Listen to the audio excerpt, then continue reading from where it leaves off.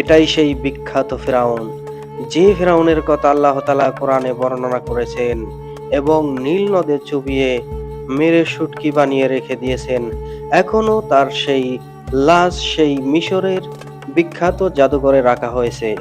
দর্শক, আজকের সেই ফেরাউনের লাশ এবং বিভিন্ন ফেরাউনের মমি আপনাদেরকে এই ভিডিওতে দেখাবো। তাই ভিডিওটি না টেনে সম্পূর্ণ দেখার অনুরোধ করছি। সেই সাথে চ্যানেলটিকে সাবস্ক্রাইব করার অনুরোধ করছি। চলুন দর্শক, শুরু করি আজকের অসাধারণ ভিডিও।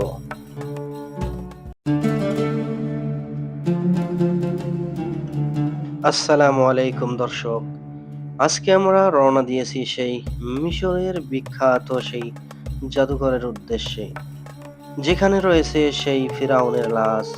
আল্লাহ তাআলা যে ফিরাউনের কথা কোরআনে বর্ণনা করেছেন, সেই ফিরাউনের লাশ আপনাদেরকে ঘুরে ঘুরে দেখাবো এবং সেখানে রয়েছে বিভিন্ন ফিরাউনদের মমি রয়েছে।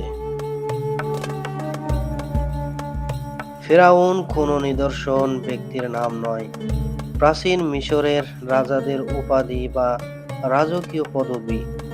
তবে ইতিহাস ও ধর্মীয় গ্রন্থে হযরত মূসা আলাইহিস সালামের সমসাময়িক খোদাদ্রোহী শাসককেই প্রধান ফেরাউন হিসেবে চিহ্নিত করা হয়। নিজ ক্ষমতা ও অহংকারে অন্ধ হয়ে এই শাসক নিজেকে সবচেয়ে বড় প্রভু হিসেবে দাবি করেছিলেন। দর্শক, আপনাদেরকে দেখাচ্ছি, দেখতে পাচ্ছেন এখানে মূর্তি রয়েছে সেই নদীর ভিতরে, ঘুরে ঘুরে আপনাদেরকে দেখাচ্ছি। এগুলো ছিল সেই প্রাচীন যুগের যে ফেরাউন, মিশরের সেই ক্ষমতাধারী শাসক, সেই শাসকদের মূর্তি এখান দিয়ে ঘুরে ঘুরে রেখে দেওয়া হয়েছে। আপনারা দেখতে পাচ্ছেন সেই নদীর সাইড দিয়ে সেই মূর্তিগুলো করে দেওয়া হয়েছে এবং এদেরকে বিভিন্ন ফেরাউন নামে উপাধি দেওয়া হয়েছে এবং কেউ তারা বিভিন্ন বস্তুর পূজা করত এবং সেগুলোর মূর্তিও এখান দিয়ে বানিয়ে রেখে দেওয়া হয়েছে।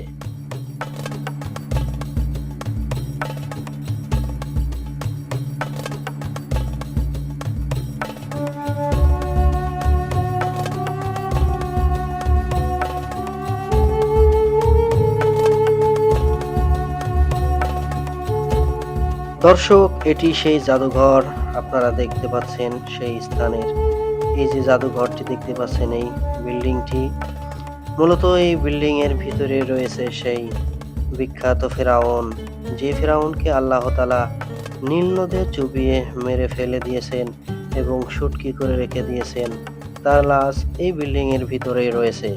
আপনারা দেখতে পাচ্ছেন আমি এখন সেই বিল্ডিং এর সামনে রয়েছি। এই সেই বিল্ডিং যেখানে রয়েছে সেই ফেরাউনদের লাশ। এখানে রয়েছে বিভিন্ন ফেরাউনদের কঙ্কাল সহ বিভিন্ন ফেরাউনদের মমি এবং সেই যুগের ফেরাউনরা যে সমস্ত জিনিসপত্র আসবাবপত্র ব্যবহার করত সেগুলোকে এই জাদুঘরের ভিতরে রাখা হয়েছে এবং কেমন ছিল তাদের শাসন আমল এবং প্রজাদের উপরে কিরকম নির্যাতন করত সেগুলোর চিত্র ও মূর্তি হিসেবে এখানে বানিয়ে সেই মূর্তিগুলো রেখে দিয়েছে।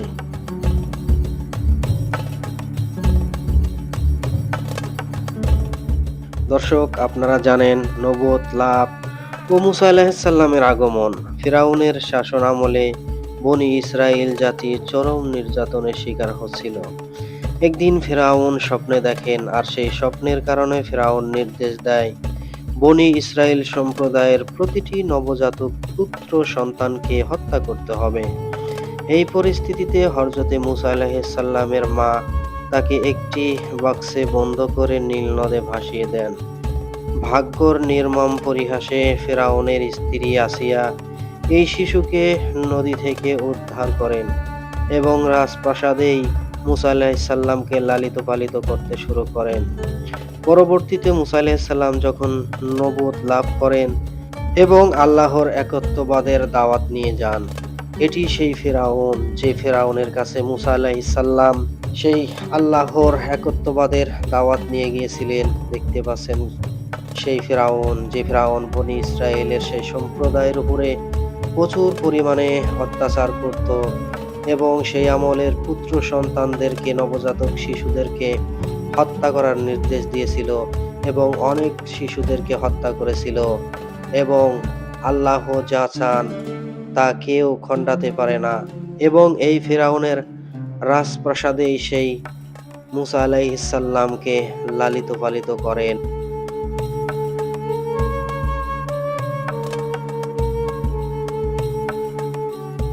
দর্শক দেখতে পাচ্ছেন বিভিন্ন ফিরআউনদেরকে মমি করে রাখা হয়েছে এবং সেই কুখ্যাত আল্লাহদ্রোহী যে ফিরআউন ছিল মুসা আলাইহিস সালামের যুগে বনি ইসরাইলের, সেই ফিরআউনকে মমি করে রাখা হয়নি, তাকে শুটকি করে রাখা হয়েছে এবং বিনা মমিতেই তার লাশ এরকম ভাবে রয়েছে।